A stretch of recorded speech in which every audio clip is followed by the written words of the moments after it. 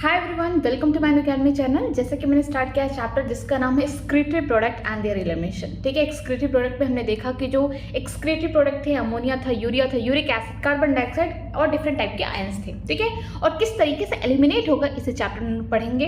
हमने देखा कि जो एक्सक्रीटरी स्ट्रक्चर थे इनवर्टिब्रेट्स में कैसे हैं और वर्टिब्रेट्स में कैसे हैं। ठीक है, इसके अलावा हमने देखा कि ह्यूमन का एक्सक्रीटरी सिस्टम क्या है, नेफ्रॉन का स्ट्रक्चर कैसा है, हमने उसको अच्छे से देखा। किडनी के अंदर का स्ट्रक्चर किस तरीके से वो देखा। आज हम लोग देखने जा रहे हैं कि किस तरीके से यूरिन फॉर्मेशन होगा। ठीक है, यूरिन फॉर्मेशन कैसे होगा उसके लिए स्टेप दिए गए हैं, 3 स्टेप। तो चलिए पहले एक बार मैं डायग्राम के थ्रू समझाती हूँ, फिर जो एनसीईआरटी में लिखा गया उसको एक्सप्लेन करती हूँ। ठीक है, यूरिन फॉर्मेशन के लिए क्या होगा, नेफ्रॉन का जो स्ट्रक्चर होता है, मान लीजिए मैं यहाँ पे बना रही हूँ वोमन कैप्सूल। ये देखिए स्ट्रक्चर है, ये क्या है, मान लीजिए ये वोमन कैप्सूल है। ठीक है, ये किसका पार्ट है, रीनल ट्यूब्यूल का पार्ट है। ये हो गया रीनल ट्यूब्यूल। आगे चल के ये वोमन कैप्सूल क्या बनाएगा, पीसीटी बनाएगा। इसके बाद क्या होगा, डिसेंडिंग लूप ऑफ हेनले होगा, फिर असेंडिंग लूप ऑफ हेनले होगा, एंड लास्ट क्या होगा, हम बोल सकते हैं डीसीटी बनाएगा। ठीक है, किसी भी नेफ्रॉन का हम बोल सकते हैं स्ट्रक्चर नहीं होगा, कंडक्ट बोल सकते हैं कलेक्टिंग डक्ट। ओके, तो वहाँ पे कलेक्टिंग डक्ट में डिफरेंट टाइप की यहाँ पे नेफ्रॉन क्या होते हैं, ओपन होते हैं। जो डीसीटी वाला सेक्टर होता है वहीं पे ओपन होता है। तो हम लोग देखते हैं यहाँ पे जो रीनल ट्यूब्यूल है ये है वोमन कैप्सूल। ठीक है, ये जो वोमन कैप्सूल है ना, इसका जो स्ट्रक्चर है ये किससे बना हुआ है, स्क्वैमस एपिथेलियम का बना हुआ है। या फिर हम बोल सकते हैं कि जो आगे वाला पोर्शन है, ये वाला पोर्शन है, ये मॉडिफाइड स्क्वैमस एपिथेलियम है। ठीक है, इस टाइप का यहाँ पे कुछ सेल देखने को मिलेंगे आपको, ऐसे कुछ सेल देखने को मिलेंगे। इसे हम क्या बोलेंगे, पोडोसाइट बोलेंगे। ठीक है, ये क्या है, पोडोसाइट सेल है। इस टाइप का सेल देखने को मिलेगा, इसे हम क्या बोलेंगे, पोडोसाइट बोलेंगे, क्योंकि असली फिल्ट्रेशन तो यही होने वाला है। ये देखिए स्ट्रक्चर, ये पोडोसाइट के सेल हैं। ठीक है, और भी यहाँ पे जो सेल होंगे ये बहुत ही सिंपल, इस तरीके से सिंपली ऐसे पूरा यहाँ पे वोमन कैप्सूल में यहाँ पे इस तरीके से पूरे होंगे। ठीक है, यहाँ पे हम लोग देखते हैं ये क्या होगा आगे।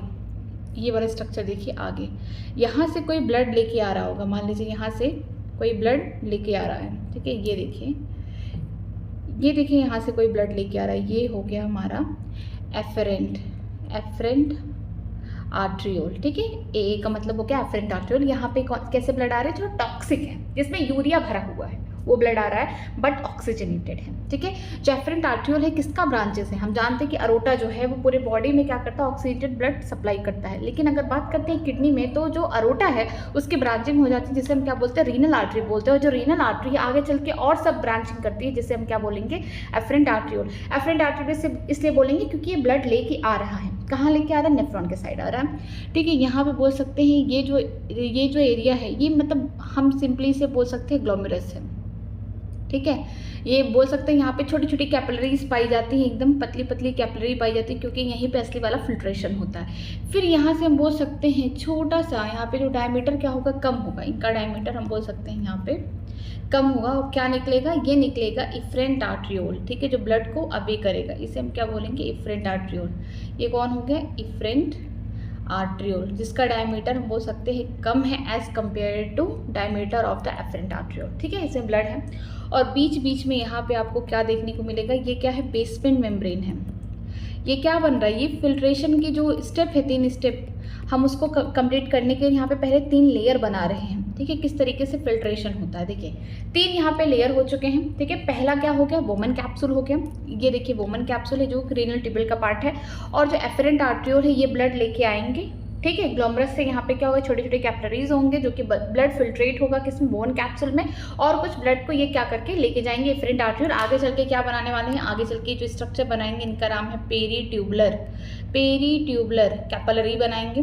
पेरी का मतलब क्या है, चारों तरफ। ट्यूबुलर का मतलब किसके ट्यूब के पास, रीनल ट्यूब्यूल जो है उनके पास, जो रीनल ट्यूब्यूल है उनके पास क्या होगा, चारों तरफ कैपिलरीज फैल जाएंगे, उन्हें हम क्या बोलेंगे, पेरीट्यूबुलर कैपिलरी बोलेंगे। आगे स्ट्रक्चर बनेगा। ठीक है, ये और आगे चल के जो हम बोल सकते हैं जो हेनले लूप है उनके चारों तरफ जो पेरीट्यूबुलर कैपिलरी होगी उसे हम क्या बोलेंगे, वासा रक्टा बोलेंगे। ठीक है, अब आगे देखते हैं ये वाला जो लेयर है ये बोलेंगे बेसमेंट। ठीक है, ये बेसमेंट मेम्ब्रेन है जो कि ए सेलुलर है। ठीक है, मीन्स कि नॉन सेलुलर है, ये सेल से नहीं बना हुआ है।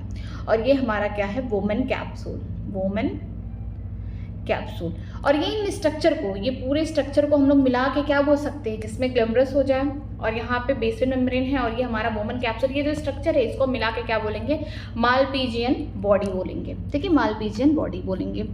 आगे देखते हैं कि होता क्या है कि ब्लड यहाँ से आ रहा है, ब्लड आ रहा है, पूरा ब्लड आ रहा है, फुल ब्लड। ठीक है, ब्लड, इसमें क्या होता है, जो ब्लड है, ब्लड में हम जानते हैं कि आरबीसी है, फॉर्म्ड एलिमेंट है, डब्ल्यूबीसी है, प्लेटलेट वगैरह ये फॉर्म्ड एलिमेंट है। इसके अलावा प्लाज्मा है, प्लाज्मा के कंस्टिट्यूएंट है। प्लाज्मा में 90 से लेकर 92% वाटर है, 6 to 8% प्रोटीन है, 1% आयंस प्रेजेंट है, ग्लूकोज है, अमीनो एसिड है, बहुत सारी चीज़ें वहाँ पे प्रेजेंट है। ठीक है, कहाँ प्रेजेंट है, ब्लड में। अब क्या होता है कि जो एफरेंट आर्टरियोल से जो ब्लड आ रहा है ना, वो कुछ ग्लोमरस के थ्रू फिल्टर हो जाता है, छन जाता है। जैसे हम चाय को छानते हैं ना छन्नी से, तो नीचे क्या होता है, चाय आ जाती है, ऊपर क्या होता है, चाय पत्ती अदरक जो भी हमने डाला ऊपर रह जाता है। ठीक है, तो जो नीचे फिल्ट्रेट है, छना हुआ मटेरियल कहाँ जाएगा, रीनल ट्यूब्यूल में जाएगा। ठीक है, तो यहाँ से जो ब्लड आ रहा है, अब क्या छनेगा, देखिए ब्लड में क्या है, फॉर्म्ड एलिमेंट भी है, साथ में प्लाज्मा है। तो ब्लड में जो छनता है वो प्लाज्मा का कंस्टिट्यूएंट होता है।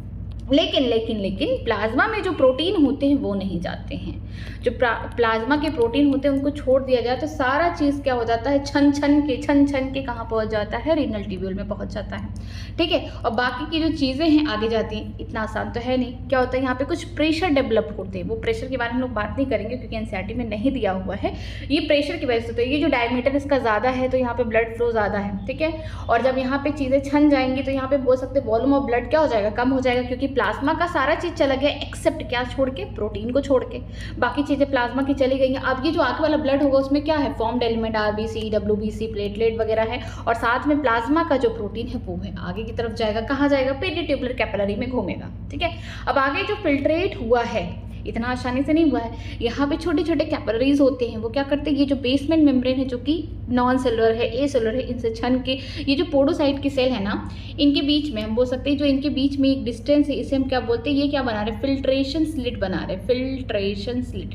ठीक है, ये फिल्ट्रेशन स्लिट बनाते हैं। ये इतने छोटे होते हैं ना कि जो फिल्ट्रेट है वो बहता बहता बहता बहता यहाँ आ जाएगा। ठीक है, ये बहता बहता इधर आ जाएगा, यहाँ पे अंदर आ जाएगा, और ये आगे भी बनेगा। इसको हम बोल सकते हैं पीसीटी बनेगा, लूप ऑफ हेनले।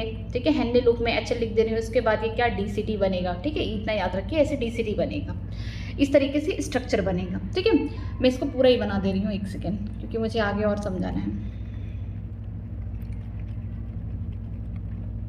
ये देखिए स्ट्रक्चर आगे चल के इस तरीके से बहुत ज़्यादा कॉन्विलेटेड, क्योंकि जो पीसीटी होता है हम बोल सकते हैं कि क्या है, ये सबसे ज़्यादा इनमें ब्रश बॉर्डर, यहाँ पे सिंपल क्यूबाइडल एपिथेलियम मिलते हैं, जो कि यहाँ पे मैक्सिमम रीअब्जॉर्प्शन कराते हैं, एब्जॉर्प्शन ही रीअब्जॉर्प्शन कराते हैं। ठीक है, इसके बाद जो स्ट्रक्चर बनता है लूप ऑफ हेनले, इस तरीके से लूप ऑफ हेनले बनता है।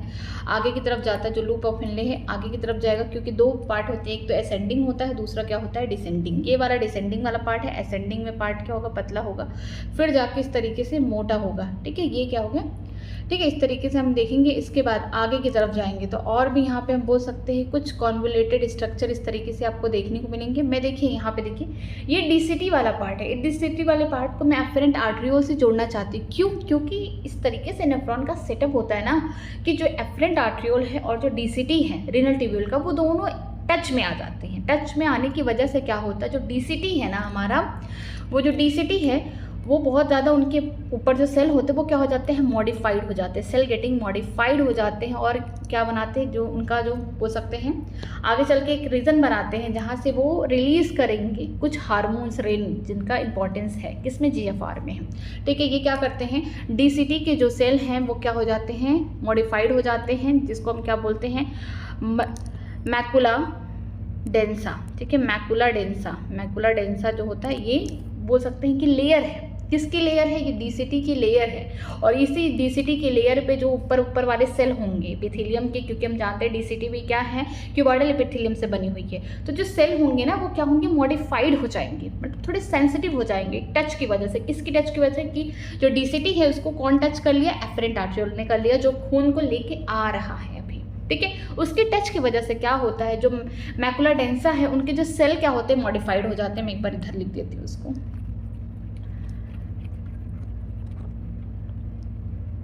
देखिए, जो डीसीटी है इसका जो हम बोल सकते हैं लेयर है, कौन है, मैकुला डेंसा। जो मैकुला डेंसा है इस पे क्या होंगे, इनके पास ये लेयर है डीसीटी की। ठीक है, और हम जानते हैं डीसीटी के पास क्या है, क्यूबॉइडल क्यूबॉइडल एपिथेलियम है। ओके, क्यूबॉइडल एपिथेलियम है। तो क्या होती है, जो सेल होती है ना, ये मॉडिफाइड हो जाती हैं, सेंसिटिव हैं और मॉडिफाइड हो जाती हैं क्योंकि ये सेंसरी हो चुकी हैं। कैसे सेंसरी हो चुकी हैं? क्योंकि जो डीसीटी वाला पार्ट है रीनल ट्यूब्यूल का, वो किसके टच में या किसके कॉन्टैक्ट में आ चुका है? एफरेंट आर्टरियोल के बस टच में आने की वजह से जो सेल हैं, ठीक है, जो हम बोल सकते हैं मैकुला डेंसा की जो ऊपर की सेल हैं, वो क्या हो गई? सेंसिटिव हो चुकी हैं। अब क्या होगा, ये आगे चल के क्या बनाएंगी? जेजी सेल बनाएंगी। ठीक है, यही जेजी सेल से क्या होगा? हार्मोन निकलेगा जिसका नाम है रेनिन। ठीक है, ये रेनिन हार्मोन निकलेगा जो हेल्प करेगा किसमें? जीएफआर में हेल्प करेगा। ठीक है, जीएफआर क्या है? मीन्स की ग्लोमरस फिल्ट्रेशन रेट है, उसमें हेल्प करेगा। ठीक है, ये बस इतना ही हमको पढ़ना है। ठीक है, और ये जो पूरा एपरेटस बनेगा मीन्स कि जहाँ पे एफरेंट आर्ट्रियोल और जो डीसीटी है वो दोनों कांटेक्ट में बस टच में आते हैं, जिसकी वजह से जो डीसीटी का लेयर है जिसका नाम है मैकुला डेंसा, उनकी जो सेल्स हैं वो क्या होती है? मॉडिफाइड हो जाती हैं और सेंसरी होने की वजह से जेजी सेल बनाती हैं जो कि हार्मोन रिलीज करते हैं, इंडोक्राइन होते हैं, जिनका नाम है रेनिन, जिसका इस्तेमाल किया जाता है जीएफआर में। तो ये जो पूरा ये कॉम्प्लेक्स है, इसे हम क्या बोलेंगे? जैक्स्ट्रा मेडुलरी एपरेटस। ओके, अभी हम लोग आगे देखेंगे। ठीक है, अब देखते हैं ये स्ट्रक्चर है, इसमें क्या आएगा? फिल्ट्रेट आएगा। जो फिल्ट्रेट है उसका भी यूनिट दिया होगा मिली ऑस्मोल पर लीटर। ठीक है, ये फिल्ट्रेट आएगा। पहला स्टेप फिल्ट्रेशन हो गया। दूसरा स्टेप क्या होगा? रीएब्जॉर्प्शन हो गया। रीएब्जॉर्प्शन में देखिए फिल्ट्रेशन में क्या हुआ? हमने चाय बनाया, उसको छान लिया कप में। ठीक है, वैसे ही क्या है ब्लड में तो बहुत सारी चीज़ें हैं, आरबीसी, डब्ल्यूबीसी, फिल्ट्रेट, सारी चीज़ें उसी में प्रेजेंट है, प्लाज्मा में।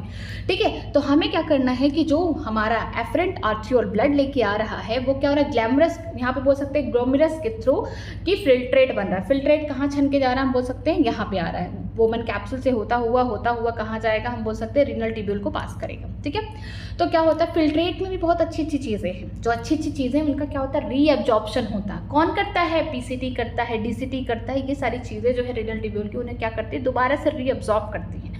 और मैक्सिमम जो रीअब्जॉर्प्शन है वो कौन करता है? हमारा पीसीटी करता है। ठीक है, अच्छी चीज़ों का। इसके अलावा क्या होता है कि जो हमारी ये पेरीट्यूबुलर कैपिलरी है ना, चारों तरफ से इसके चारों तरफ से घूमेंगी। ठीक है, इसके चारों तरफ से जो रीनल ट्यूब्यूल है, जो पेरीट्यूबुलर कैपिलरी है, पूरी चारों तरफ से घूमेंगी। तो वो क्या करेंगे? तीसरा स्टेप सिक्रीशन कराएंगे। ठीक है, जो वेस्टफुल प्रोडक्ट है उनका सिक्रीशन कराएंगे, किसमें? फिल्ट्रेट के अंदर कराएंगे, ताकि जो फिल्ट्रेट बन रहा है मीन्स जो यूरिन बन रहा है वो फिर आगे चल के निकल जाए।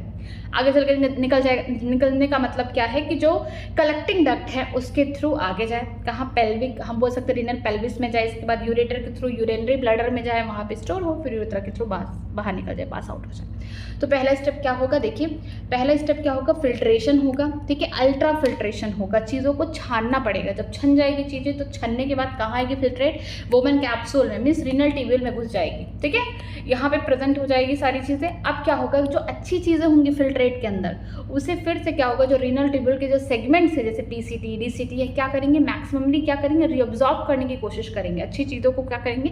रीअब्जॉर्ब कर देंगे। क्योंकि ये वाला जो पासेज है ये तो जाके किसी भी जो डीसीटी हमारा है, ये किसी भी बोल सकते हैं कलेक्टिंग डक्ट से तो जाके जुड़ेगा। अगर ये रीअब्जॉर्प्शन ना हो तो अच्छी चीज़ें भी क्या हो? सूसू के थ्रू बाहर निकल जाए, मीन्स यूरिन के थ्रू बाहर निकल जाएंगे। तो इसीलिए क्या होगा कि जो फिल्ट्रेशन है, जो फिल्ट्रेट बना हुआ है, फिल्ट्रेशन वाले टाइम पे जो फिल्ट्रेट बना हुआ, उनमें भी जो अच्छी अच्छी चीज़ें हैं, ठीक है, जो अच्छी अच्छी चीज़ें उनको क्या किया गया है? रीएब्जॉर्ब किया गया है। किसके थ्रू किया गया है? रीनल ट्यूब्यूल के द्वारा। ठीक है, जो पीसीटी है हमारा, डीसीटी है, इनके थ्रू क्या किया गया है? एब्जॉर्ब किया गया है, रीएब्जॉर्ब किया गया। कुछ चीज़ें एब्जॉर्ब भी हुई हैं पीसीटी में और ज़्यादा करके चीज़ें क्या होती है? रीएब्जॉर्ब हुई हैं। रीएब्जॉर्ब का मतलब ये है कि जब चीज़ें बनी हुई थी, ठीक है, तो कहीं ना कहीं हमारे जीआईटी ट्रैक में वो एब्जॉर्ब हुई हैं। अब यहाँ पे दोबारा से उनको एब्जॉर्ब किया जा रहा है तो हम उसे क्या बोलेंगे? रीअब्जॉर्ब। लेकिन कुछ चीज़ें ऐसी हैं जो जीआईटी ट्रैक में हमारे मीन्स हम बोल सकते हैं कि जो हमारा गट सिस्टम है, ठीक है, एलिमेंट्री कैनाल है, कहीं पे वो वहाँ पे एब्जॉर्ब ही नहीं हुई। तो पहली बार एब्जॉर्ब हो रही हैं कहाँ पे? पीसीटी में होंगी। ठीक है, कुछ चीज़ें। इसके बाद क्या होगा कि जो हमारे ये पेरीट्यूबुलर कैपिलरी है जो चारों तरफ घूम रहा है, किसके चारों तरफ घूम रहा है? पीसीटी, डीसीटी, इनके चारों तरफ हमारा पेरीट्यूबुलर कैपिलरी घूम रहा है। तो कुछ खराब चीज़ें उसमें होंगी। जो खराब चीज़ें होंगी ना वो भी एलिमिनेट होंगी, उनसे बाहर निकलेंगी, सिक्रीशन होगा। कहाँ सिक्रेट किए जाएंगे? ये जो हमारा रीनल ट्यूब्यूल में किया जाएगा ताकि यूरिन वगैरह बने और आगे की तरफ पास आउट हो जाए। बस यही है। ठीक है, चलिए पढ़ते हैं हम लोग। Urine formation involve 3 main processes. देखिए यूरिन फॉर्मेशन के लिए 3 मेन प्रोसेसेस हैं, नेमली ग्लोम्युलर फिल्ट्रेशन, पहला क्या होगा, फिल्ट्रेशन होगा, किसके द्वारा होगा, जो ग्लोमेरुलस है उसके द्वारा होगा। फिर क्या होगा, रीअब्जॉर्प्शन, सेकंड, ओके ये सेकंड हो गया। एंड थर्ड क्या हो गया, सिक्रीशन। सिक्रीशन कहाँ से होगा, जो पेरिट्यूबुलर कैपिलरीज है ना, उनसे जो वेस्टफुल प्रोडक्ट्स है वो क्या हो जाएंगे, बाहर निकलेंगे, ठीक है। That take place in different part of the nephron, ठीक है, ये प्लेस करते हैं डिफरेंट पार्ट ऑफ नेफ्रॉन। ये सारी चीज़ें डिफरेंट पार्ट के नेफ्रॉन में होता है। The first step in the urine formation is the filtration of the blood. जो पहला स्टेप है, ठीक है, यूरिन के फॉर्मेशन में क्या है कि खून को क्या करना है, फिल्टर करना है। फिल्टर कैसे करना है, क्योंकि हम जानते हैं जो हमारा ब्लड है ऑक्सीजनेटेड तो है, बट उसमें यूरिया है, उसमें बहुत सारे ऐसे आयन्स हैं जिसको हमारी बॉडी की ज़रूरत ही नहीं है। तो हम क्या चाहते हैं कि जो हमारा अच्छा खून है हमें वापस मिल जाए और जो वेस्ट चीज़ें हमारी बॉडी से बाहर निकल जाए। तो इसी को कहा गया कि जो पहला स्टेप होगा यूरिन फॉर्मेशन के लिए, उसमें क्या होगा, खून को छनना होगा। अब ये छाने का कौन, किडनी हमारी। अब देखिए कैसे होता है, which is carry out by the glomerulus, ठीक है, किसके द्वारा होता है, ग्लोमेरुलस के द्वारा होता है, क्योंकि इसके पास क्या होती है, छोटी छोटी पतली पतली फाइन एंडोथेलियम वाली क्या होती है, कैपिलरीज होती हैं, जिसकी वजह से जो एफरेंट आर्ट्रियोल ने ब्लड लेके आया है वो क्या करेंगे, फिल्टर करेंगे ब्लड को, भी फिल्ट्रेट को भेजेंगे रीनल ट्यूब्यूल में, और बाकी चीज़ें कहाँ होंगी, आगे चले जाएंगे एफरेंट आर्ट्रियोल में, ओके। इसे हम क्या कहते हैं, ग्लोमेरुलर फिल्ट्रेशन बोलेंगे।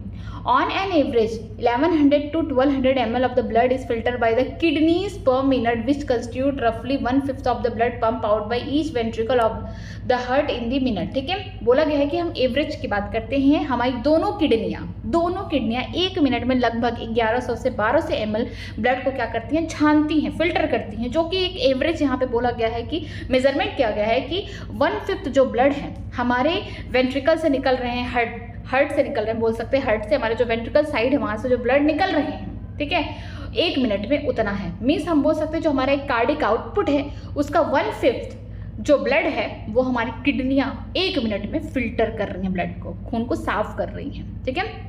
आगे देखते हैं, द ग्लोमेरुलर कैपिलरी, देखिए यहाँ पे जो ग्लोमेरुलर है उनमें छोटी छोटी फाइन कैपिलरी है, वहाँ पे क्या होगा, blood pressure causes the filtration of the blood through the 3 layer, ठीक है। यहाँ पे जो ग्लोमेरुलर कैपिलरी है वहाँ पे ब्लड प्रेशर भी देखा जाए, क्योंकि एफरेंट आर्ट्रियोल हमारा डायमीटर ज़्यादा है, ठीक है, और इफरेंट में क्या है, कम है, तो वहाँ पे एक प्रेशर भी जनरेट होगा, वो सारी चीज़ें हमें नहीं पढ़नी है, जिससे क्या होगा कि खून छनेगा 3 लेयर में। देखिए वो 3 लेयर क्या है, पहला क्या है, endothelium of the glomerular blood vessel, कि जो एंडोथेलियम है हम जानते हैं कि ये सिंपल स्क्वैमस या एंडोथेलियम की लेयर है, किसकी, जो कैपिलरी है, किससे प्रेजेंट है, ग्लोमेरुलर की जो ब्लड वेसल से पतली पतली कैपिलरीज हैं वो किससे बनी, एंडोथेलियम स्क्वैमस एपिथेलियम से बनी हुई है। And the epithelium of the Bowman capsule, जो यहाँ पे सीधे लिखा गया है एपिथेलियम, ठीक है, ऑफ द बोमेन कैप्सूल, ये दूसरा हो गया, ये एपिथेलियम बोला लेकिन मॉडिफाइड एपिथेलियम होते हैं, ठीक है। And the basement membrane between these 2 layer, ठीक है, और बेसमेंट मेम्ब्रेन होता है इन दोनों लेयर के बीच में। जो बेसमेंट मेम्ब्रेन होता है हमारा कैसा होता है, नॉन सेलुलर होता है, ये सेल का बना हुआ नहीं होता है, ठीक है। The epithelium cell of the Bowman capsule, जो एपिथेलियम सेल है किसके, बोमेन कैप्सूल के, call the podocyte are arrange in the intricate manner so that to leave some minute space call the filtration slit और the slit pore, ठीक है। इस तरीके से अरेंज है जो बोमेन कैप्सूल है, उनमें जो एपिथेलियम की सेल इस तरीके से अरेंज है, जो एक स्ट्रक्चर बना है जिसे बोलते हैं पोडोसाइट। जैसे यहाँ पे स्ट्रक्चर देखिए क्या है, ये वाली स्ट्रक्चर पोडोसाइट्स है, ठीक है। ये जो पोडोसाइट से इस तरीके से अरेंज है एपिथेलियम की सेल है कि इनके छोटे छोटे माइन्यूट पोर होते हैं, जिससे क्या होता है, खून छन के कहाँ आता है, जो फिल्ट्रेट कहाँ छन के आता है, बोमेन कैप्सूल में आ जाता है, मीन्स रीनल ट्यूब्यूल में घुस जाता है। तो वो जो छोटे छोटे माइन्यूट पोर है, स्पेस है, उसे हम क्या बोलते हैं, फिल्ट्रेशन स्लिट बोलेंगे, या फिर हम लोग स्लिट पोर बोलेंगे, ओके।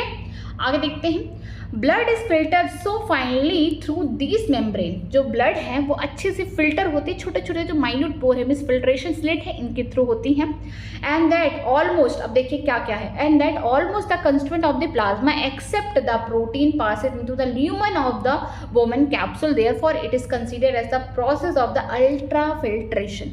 इतनी छोटी छोटी पोर्स है, मीन्स फिल्ट्रेशन स्लिट है, कि जिसमें ब्लड जो फिल्टर होता है ना, उनमें सारे कंस्टिट्यूएंट होते हैं प्लाज्मा के। प्लाज्मा की बात की गई है क्योंकि हम जानते हैं ब्लड में प्लाज्मा भी है, फॉर्म्ड एलिमेंट है, तो फॉर्म्ड एलिमेंट की बिल्कुल बात नहीं की गई है, प्लाज्मा की बात की गई है। और प्लाज्मा में से भी उसमें जो प्लाज्मा के प्रोटीन है वो नहीं आते हैं, बाकी सारी चीज़ें कहाँ आ जाएंगी, वोमन कैप्सूल के पास आ जाएंगी, उनके ल्यूमन में आ जाएंगी वोमन कैप्सूल, ठीक है।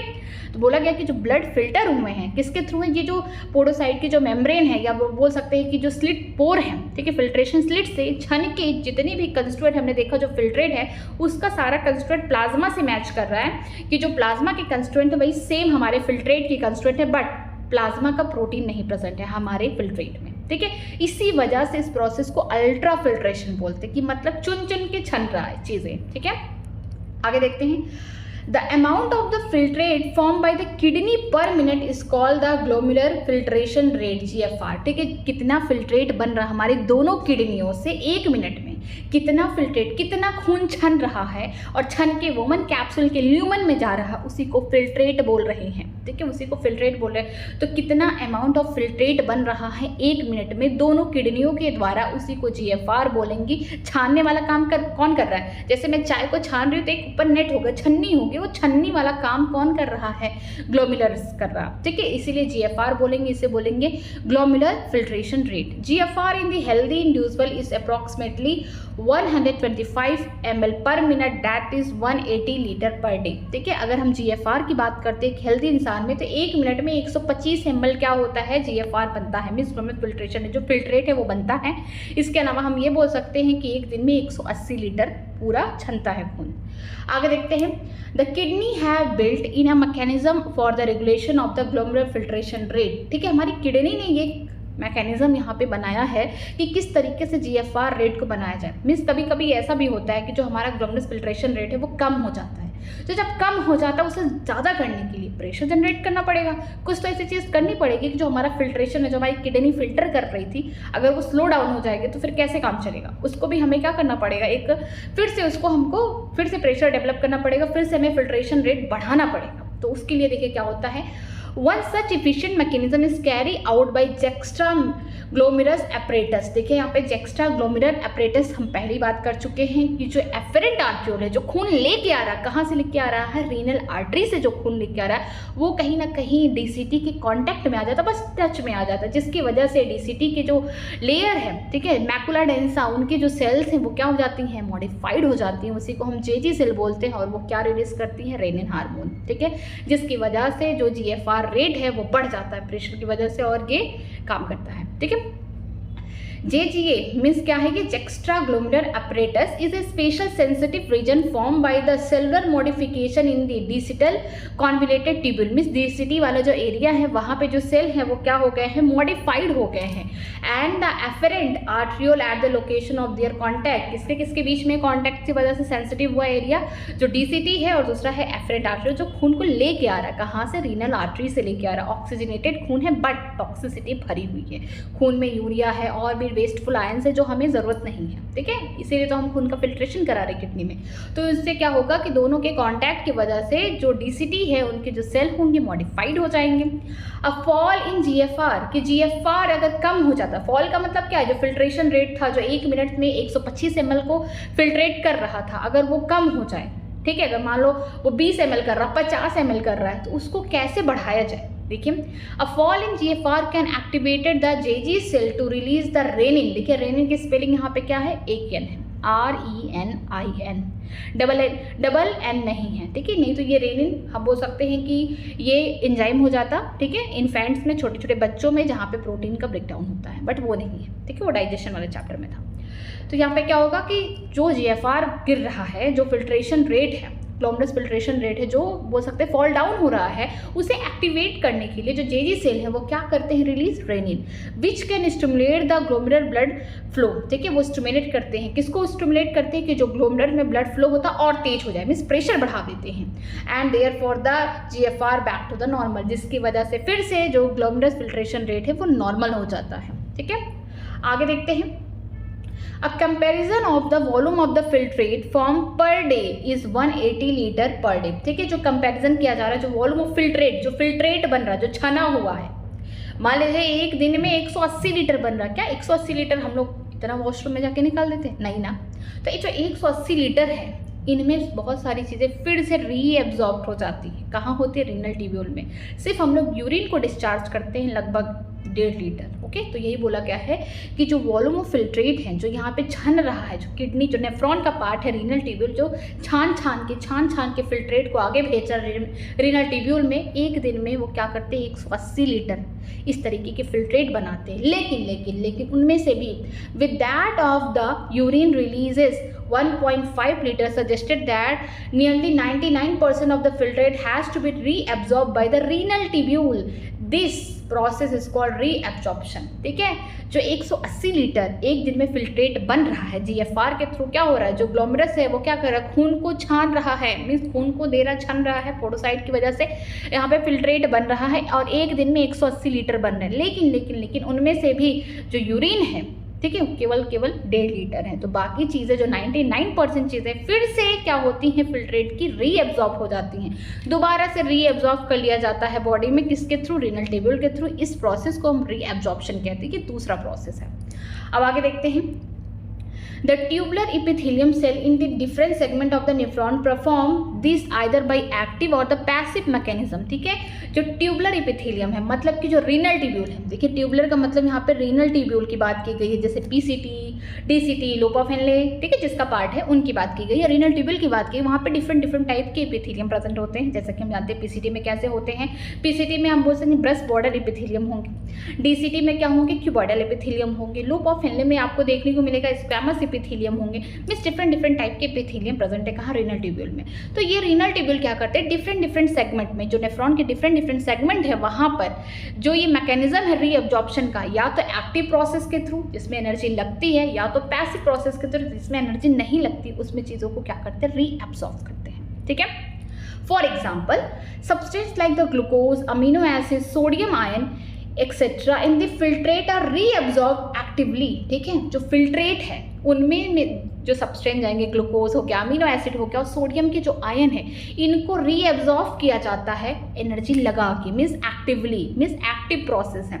Where as the nitrogenous base, जैसे कि कुछ यूरिया हो गई, नाइट्रोजनस बेस में urea, are absorb by the passive transport. ठीक है, जो नाइट्रोजनस बेस है उनको ऐसे एब्जॉर्ब कर दिया जाता है बिना खर्चा किए। ठीक है, आगे देखते हैं, reabsorption of water also occur passively in initial segment of the nephron. जो पानी का रीअब्जॉर्प्शन है, क्योंकि जो प्लाज्मा है उनमें तो भर के पानी है, 90 to 92%। ठीक है, 90 से 92% क्या है, पानी ही है। तो क्या होगा, जो पानी है उनको क्या किया जाता है, रीअब्जॉर्ब किया जाता है, जो इनिशियल बोल सकते हैं, जो इनिशियल सेगमेंट है नेफ्रॉन का, उसमें पैसिवली। ठीक है, यहाँ पे कोई एनर्जी नहीं लगती, ऑस्मोसिस के थ्रू बोल सकते हैं। ड्यूरिंग द यूरिन फॉर्मेशन, ठीक है, यूरिन फॉर्मेशन के दौरान the tubular cell secrete the substance, जो ट्यूबुलर सेल है वो कुछ सब्सटेंस को सिक्रीट करते हैं, निकालते हैं, जैसे कि H+ ion, potassium ion and ammonia into the filtrate. ठीक है, कि जब यूरिन बन रहा है उस टाइम क्या होता है, जो ट्यूबुलर के सेल होते हैं कुछ चीज़ों को बाहर निकालते हैं, जैसे H+ आयन हो गया, पोटेशियम के आयन हो गया, अमोनिया हो गया, किसमें, फिल्ट्रेट में। Tubular secretion is also important step in the urine formation as it help to in the maintenance of the ionic and acidic base balance of the body fluid। ठीक है, जो tubular का secretion है, जो tubule का secretion, जो wasteful चीज़ें उनको भी तो फिल्ट्रेट में लेके बाहर करना बॉडी से यूरिन के फॉर्म में, तो उनको क्या किया जाता है, बाहर निकाला जाता है, मींस ट्यूबुलर का सिक्रीशन किया जाता है, जो कि वेस्टफुल प्रोसेस है। किस लिए किया जाता है, क्योंकि ये क्या करते हैं, मेंटेन करते हैं आयनिक और एसिडिक बेस बैलेंस बॉडी के फ्लूइड में। ठीक है, अगर ये आयन ज़्यादा हो गया H+ आयन तो एसिडिक मच जाएगा, पूरी बॉडी में एसिड, बोल सकते हैं कि पूरी बॉडी में नहीं, जो यूरिन वाला पार्ट है, मीन्स हमारा जो बोलते हैं एक्सक्रीटरी प्रोडक्ट वाला जो एरिया है, ये पूरी एरिया, उसमें क्या होगा कि हमारा एक्सक्रीटरी प्रोडक्ट क्या है, यूरिन, अगर उसमें ज़्यादा H+ आयन है तो कहीं ना कहीं इनका कंसनट्रेशन ज़्यादा हो गया, तो जिसकी वजह से बॉडी में ये एसिड बेस का बैलेंस नहीं बन पाएगा। ठीक है, आगे देखते हैं, फंक्शन ऑफ द ट्यूब्यूल्स, जो फंक्शन है किसका, रीनल ट्यूब्यूल का। ठीक है, रीनल ट्यूब्यूल लिखिए यहाँ पे, जो फंक्शन है रीनल ट्यूब्यूल में देखिए क्या होता है। पहला देखते हैं पीसीटी। पीसीटी का फुल फॉर्म क्या है, प्रॉक्सिमल कॉन्वोल्यूटेड ट्यूब्यूल। जो चीज़ें जीएफआर के थ्रू, मीन्स हम बोल सकते हैं ग्लोमेरुलस फिल्ट्रेशन रेट के थ्रू यहाँ पे फिल्टर हुआ, जो फिल्ट्रेट है बोमन कैप्सूल से कहाँ जाएगा, पीसीटी पे जाएगा। पीसीटी में देखिए क्या होता है, PCT is lined by the simple cuboidal brush border epithelium which increases the surface area for reabsorption. ठीक है, ऐसे होते हैं पीसीटी। मान लीजिए सपोज करिए इस तरीके से, कॉन्वोल्यूटेड का मतलब कि इस तरीके से पूरा एरिया है, और इनके पास क्या होता है, इनके पास इस तरीके से सेल होंगे। ठीक है, ये देखिए, ये क्या है, ब्रश बॉर्डर, इनके ऊपर क्या होगा, विलाई। ठीक है, ये क्या है, सिंपल इपिथेलियम है। ठीक है, वो भी कैसे, क्यूबॉइडल, क्यूब वाले, simple cuboidal brush border epithelium है। ठीक है, क्यों ऐसे, क्योंकि ये सरफेस एरिया बढ़ रहा है, सरफेस एरिया बढ़ने की वजह से जो यहाँ पे रीअब्जॉर्प्शन है वो मैक्सिमम होगा। इस वजह से हम बोल सकते हैं यहाँ पे क्या होगा, मैक्सिमम रीअब्जॉर्प्शन होगा। ठीक है, मैक्सिमम यहाँ पे क्या होगा, रीअब्जॉर्प्शन होगा। ठीक है, आगे देखते हैं अब यहाँ पे क्या क्या होता है। Nearly all the essential nutrient, लगभग सारी जितनी ज़रूरी एसेंशियल न्यूट्रिएंट है, and 70 to 80% of the electrolyte and water are reabsorb by this segment. लगभग जितने भी एसेंशियल न्यूट्रिएंट है, जैसे कि अमीनो एसिड, मैं लिखती हूँ यहाँ पे, जैसे कि अमीनो एसिड हो गया, ग्लूकोज हो गया, ठीक है, ये ग्लूकोज हो गया इस तरीके से, ठीक है, और कुछ बहुत सारे आयंस होंगे, ठीक है, इलेक्ट्रोलाइट जैसे कि यहाँ पे बोला गया सोडियम, ठीक है, सोडियम हो गया। ये सारी चीज़ें क्या होती हैं, रीएब्जॉर्ब्ड होती हैं, और पानी भी रीएब्जॉर्ब्ड होता है। देखिए नियरली एसेंशियल एलिमेंट बोल सकते हैं, न्यूट्रिएंट हो गए, जैसे कि अमीनो एसिड, ग्लूकोज हो गए, लगभग 70 से 80% इलेक्ट्रोलाइट क्या होते हैं यहाँ पे रीएब्जॉर्ब्ड होते हैं। इसके अलावा वाटर भी क्या होता है, रीएब्जॉर्ब्ड होता है, कहाँ, पीसीटी वाले में सेगमेंट में, okay. PCT also help to maintain, ये वेरी इंपॉर्टेंट लाइन है, ये क्या करता है, PCT also help to maintain the pH and the ionic balance of the body fluid by a selective secretion of the H+ ion, hydrogen ion, ammonia into the filtrate and by absorption of bicarbonate ion। Very important line की बोल रहा है कि जो PCT है ये क्या करता है, आयनिक बैलेंस बनाता है, पीएच को मेंटेन करता है। ऐसा नहीं है कि H+ ion निकल रहे पूरी चीज़ें क्या हो रही है, एसिडिटी हो रही, नहीं, ऐसा नहीं होगा। यहाँ पे क्या होगा कि जो PCT है ये क्या करेगा, मेंटेन करेगा पीएच को, जो आयनिक बैलेंस है बॉडी फ्लूइड में उसको मेंटेन करेगा बाय सेलेक्टिव सिक्रीशन, कि सेलेक्ट करके सिक्रीट करेगा, निकालेगा, ठीक है। ये थर्ड स्टेप क्या है, सिक्रीशन होता है। तो थर्ड स्टेप में क्या होगा, सिलेक्टिव सिक्रीशन होगा, जिसमें H+ आयन जो कि कौन है, हाइड्रोजन आयन होंगे, साथ में अमोनिया होगा, ये सबका कहाँ निकलेगा, ये सारा सिक्रीशन के बाद फिल्ट्रेट में निकलेगा, क्योंकि वेस्टफुल प्रोसेस है, ठीक है, इसको बाहर निकालना। इसके अलावा एब्जॉर्प्शन होगा, पहली बार कोई चीज़ एब्जॉर्ब होगी, कहाँ, पीसीटी वाले फॉर्म जगह पे, वो कौन होगा, बाइकार्बोनेट होगा, ठीक है। ये अमीनो एसिड, ग्लूकोज, यहाँ पे बोल सकते हैं Na+ आयन, ये कैसे एब्जॉर्ब हो रहे हैं, एक्टिव प्रोसेस से हो रहे हैं, ठीक है, एक्टिव प्रोसेस से हो रहे हैं, हम पहले ही पढ़ चुके हैं। आगे देखते हैं हेनलेस लूप, ठीक है, लूप ऑफ हेनले या हेनलेस लूप बोल सकते हैं। Reabsorption is minimum in the ascending, देखिए यहाँ पे दो होंगे, एक तो डिसेंडिंग, दूसरा असेंडिंग। यहाँ पे स्ट्रक्चर में देखते हैं ये कौन है, डिसेंडिंग है, और ये वाला जो पार्ट है ये वाला असेंडिंग होगा। तो अभी हम लोग असेंडिंग वाले पार्ट की बात कर रहे हैं, इस वाले पार्ट की बात कर रहे हैं। तो चलिए देखते हैं असेंडिंग वाले पार्ट के बारे में क्या बोल रहा है, कि जो रीअब्जॉर्प्शन है बहुत कम होगा, कहाँ पे, असेंडिंग वाले पार्ट पे, ठीक है। Reabsorption is minimum in ascending limb, however this region play a significant role in the maintenance of the high osmolarity in the medullary interstitial fluid. बोल रहा है कि जो रीअब्जॉर्प्शन है ये बहुत ही कम है, मिनिमम होगा, कहाँ, असेंडिंग लूप ऑफ हेनले में। क्यों, क्योंकि यहाँ पे सिग्निफिकेंट रोल प्ले किया जा रहा है, हाई, यहाँ पे क्या होगा, high osmolarity of the medullary interstitial fluid. देखिए एक बार स्ट्रक्चर यहाँ पे, जैसा कि हम पहले से जानते हैं कि जो नेफ्रॉन है उसका स्ट्रक्चर देखिए, यहाँ पे जो रीनल ट्यूब्यूल होगा, ये वुमन कैप्सूल हो गया, पीसीटी हो गया, लूप ऑफ हेनले जो कि कहाँ प्रेजेंट होगा, मेडुला ऑफ द किडनी, ठीक है। कॉर्टेक्स का पार्ट क्या क्या है, हम बोल सकते हैं वुमन कैप्सूल, पीसीटी हो गया, डीसीटी हो गया। नेफ्रॉन का पार्ट ये कलेक्टिंग डक्ट नहीं है, ठीक है, इसको मत कंसिडर करिएगा। तो अगर यहाँ हम कॉर्टेक्स की बात करते हैं तो यहाँ पे क्या होता है, 300 मिली ऑस्मोल पर लीटर, यहाँ पे हम बोल सकते हैं यूनिट है फिल्ट्रेट की, ठीक है। यहाँ पे कितना होगा, 1200 तक जाएगा। तो यहाँ पे नीचे आते आते जो फिल्ट्रेट होगा बहुत ज़्यादा कंसनट्रेटेड नहीं हो जाएगा, ठीक है। तो हम बोल सकते हैं कि यहाँ पे हम बोल सकते हैं जो कॉर्टेक्स रीजन है, यहाँ पे वुमन कैप्सूल है, पीसीटी होगा, डीसीटी वाला पार्ट होगा, लेकिन जो लूप ऑफ हेनले हमारा कहाँ पे, मेडुलर रीजन में, जहाँ पे ऑस्मोलैरिटी क्या है, बहुत ज़्यादा है, ठीक है, बहुत ही ज़्यादा है। यहाँ पे स्ट्रक्चर होगा कहीं, ये देखिए 300 मिली ऑस्मोल पर लीटर है, ठीक है। ये कौन सा रीजन है, ये हम बोल सकते हैं ये जो रीजन है ये है कॉर्टेक्स रीजन है, कॉर्टेक्स।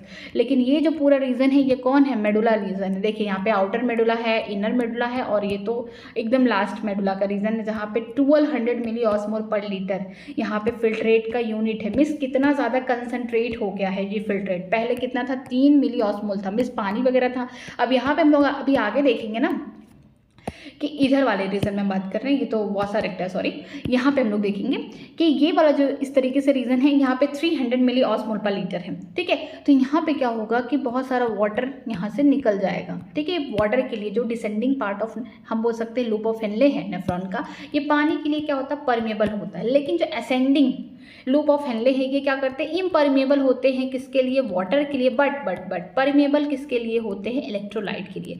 तो जब पानी निकल जाएगा तो जो हमारा फिल्ट्रेट है कैसा हो जाएगा, कंसनट्रेटेड हो जाएगा। पानी किसी चीज़ से निकल जाए तो चीज़ें क्या हो जाएंगी, कंसनट्रेट हो जाएंगी, तो इसको मूव करने में हेल्प करेंगे। आगे जाएगा तो अब पानी नहीं निकलेगा, अब कौन निकलेगा, इलेक्ट्रोलाइट निकलेंगे यहाँ से, ठीक है।